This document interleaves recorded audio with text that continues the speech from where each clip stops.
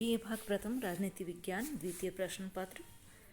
आज का हमारा टॉपिक है स्वामी दयानंद सरस्वती। प्रमुख भारतीय राजनीतिक विचारकों में दयानंद सरस्वती को हम पढ़ रहे हैं। आज हम पढ़ेंगे स्वामी दयानंद के चिंतन की मूल आस्था वेद। दयानंद वेदों को मानवीय ज्ञान का आदि और प्रामाणिक स्रोत मानते हैं। दयानंद का दृढ़ मत था कि मानव के कल्याण के लिए आवश्यक ज्ञान के सभी आयाम वेदों में समाविष्ट हैं।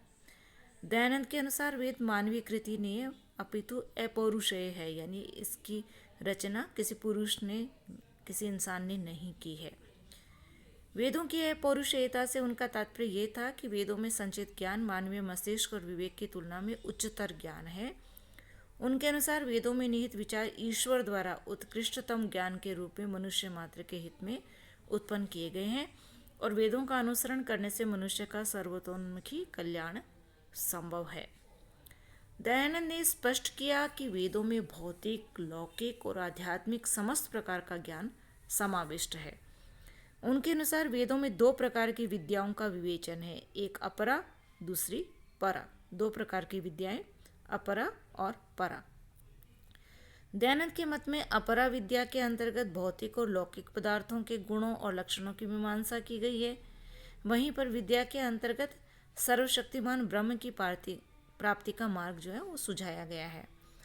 दयानंद के अनुसार परा और अपरा दोनों प्रकार की विद्याओं के माध्यम से वेद लौकिक कल्याण और आध्यात्मिक सिद्धि दोनों के लिए मनुष्य को आवश्यक अंतर्दृष्टि प्रदान करते हैं। दयानंद के अनुसार वेदों में वर्णित ज्ञान के विशाल भंडार को सुविधा के लिए चार मुख्य भागों में वर्गीकृत किया जा सकता है, जैसे विज्ञान, कर्म, उपासना व ज्ञान। विज्ञान, कर्म, उपासना व ज्ञान। दयानंद ने स्पष्ट किया है कि इन चारों श्रेणियों में विज्ञान सर्वोपरि है, क्योंकि विज्ञान के माध्यम से अन्य तीनों श्रेणियों अर्थात कर्म, उपासना और ज्ञान का समुचित उपयोग किया जाना संभव है। उन्होंने कहा है कि विज्ञान मनुष्य को वह क्षमता प्रदान करता है जिसके माध्यम से वह ईश्वर का यथावत ज्ञान अर्जित कर सकता है। साथ ही ईश्वर द्वारा रचे गए समस्त भौतिक और लौकिक पदार्थों के गुण का यथावत विचार करके उनका मानव के कल्याण के लिए उपयोग भी कर सकता है। तो दयानंद ने वेदों से एकेश्वरवाद का संदेश ग्रहण किया कि ईश्वर एक ही है, और उन्होंने इस मत का खंडन किया कि वेदों में वर्णित देवता वास्तविक देवता या देवियां हैं जिनकी उपासना की जानी चाहिए। दयानंद ने स्पष्ट किया कि वास्तविक ईश्वर तो केवल बड़ा है। दयानंद के मत में वेदों में वर्णित देवता जो है वो इंद्र, अग्नि, वरुण, वायु आदि भौतिक शक्तियों तथा प्राकृतिक सत्ताओं के प्रतीक है और ये सृष्टि की व्यवस्था के उन आवश्यक तत्वों को व्यक्त करते हैं जो मनुष्य के जीवन के संचालन के लिए आवश्यक है। तो दयानंद ने कहा है कि ये सब देवता उपासना के योग्य नहीं है, किंतु मनुष्य के लिए उनका महत्व यह है कि वे मानव जीवन के उद्देश्य की पूर्ति के आवश्यक साधनों और सृष्टि व्यवस्था के अपरिहार्य लौकिक तत्वों को समाहित करते हैं। दयानंद ने कहा कि वेदों ने मनुष्य को उत्कृष्ट जीवन के संचालन के लिए आवश्यक नैतिक ज्ञान उपलब्ध किया है। दयानंद के अनुसार ईश्वर ने वेदों में मनुष्य के लिए जिन कार्यों को करने की अनुमति दी है उन्हें धर्म, और जिन कार्यों को करने की अनुमति नहीं दी है उन्हें अधर्म कहा जा सकता है। एक बार पुनः समझ लें हम कि वेदों में क्या कहा गया है। ईश्वर ने वेदों में कहा मनुष्य के लिए कि जिन कार्यों को आप कर सकते हैं, अनुमति दी गई है, उन्हें धर्म कहा गया है, धर्म सम्मत कार्य, और जिन कार्यों के लिए अनुमति नहीं दी गई है उन्हें अधर्म कहा जा सकता है। तो दयानंद ने कहा कि वेदों ने मनुष्य को असत्य से विमुख होने और सत्य का आचरण करने का संदेश दिया है। असत्य से विमुख होना है, सत्य का आचरण करना है, ऐसा संदेश वेदों ने मनुष्य को दिया है।